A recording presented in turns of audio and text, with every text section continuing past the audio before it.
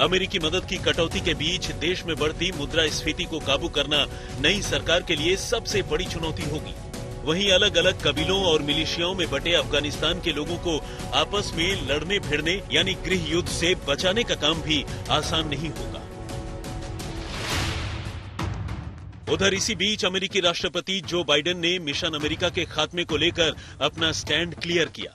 उन्होंने कहा कि पिछले 17 दिनों में अमेरिकी फौजियों ने अमेरिकी इतिहास के सबसे बड़े एयरलिफ्ट को अंजाम दिया।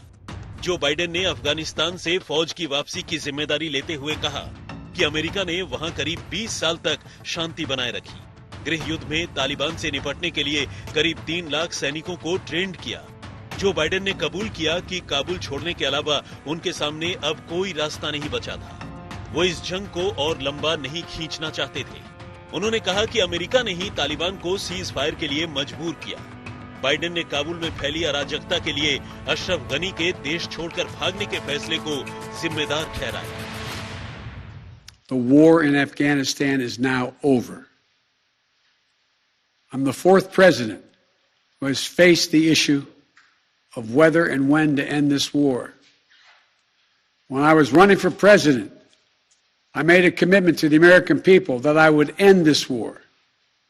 Today, I've honored that commitment. We no longer had a clear purpose in an open-ended mission in Afghanistan. After 20 years of war in Afghanistan, I refuse to send another generation of America's sons and daughters to fight a war that should have ended long ago. Afghanistan में अभी नई सरकार बनी भी नहीं है कि देश की राजधानी काबुल में शरिया कानून की शुरुआत हो चुकी है। तालिबान की ओर से चुने गए काबुल के नए मेयर हमदुल्ला नोमानी ने सोमवार से ही राजधानी में शरिया कानून लागू करने का ऐलान कर दिया। नोमान ने कहा कि अब भ्रष्टाचार करने वाले लोगों के साथ शरिया कानून के हिसाब से निपटा जाएगा। काबुल नगरपालिका पर भ्रष्टाचार के इल्जाम कोई नई बात नहीं है।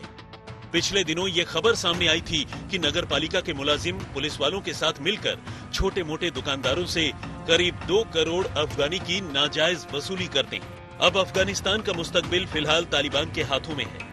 ऐसे में भारत ने तालिबान के साथ बातचीत शुरू कर दी है। भारतीय विदेश मंत्रालय ने बातचीत की खबर पर मुहर लगाते हुए बताया है कि कतर में भारत के राजदूत दीपक मित्तल की मंगलवार को दोहा में तालिबान के नेताओं से मुलाकात हुई। अमेरिकी विदेश मंत्री एंटनी ब्लिंकन ने फिलहाल कतर की राजधानी दोहा से ही अफगानिस्तान के मामलों पर नजर रखने की बात कही है और अब भारत भी कुछ ऐसा ही करता दिख रहा। भारत के विदेश मंत्रालय की ओर से जारी किए गए एक बयान में कहा गया है कि मंगलवार को भारतीय राजदूत दीपक मित्तल ने कतर की राजधानी दोहा में तालिबान के राजनीतिक कार्यालय के प्रमुख शेर मोहम्मद अब्बास स्तानिकज़ई से मुलाकात की। यह मुलाकात तालिबान के अनुरोध पर दोहा स्थित भारतीय दूतावास में हुई। इस बयान के मुताबिक इस मुलाकात में सुरक्षा और अफगानिस्तान में फंसे भारतीय नागरिकों की जल्द वापसी को लेकर बातचीत हुई। अफगान नागरिकों, खासकर अल्पसंख्यक जो भारत आना चाहते हैं, उनका मुद्दा भी बैठक में उठा। फिलहाल भारत तालिबान रिश्तों को लेकर कयासों का बाजार गर्म है।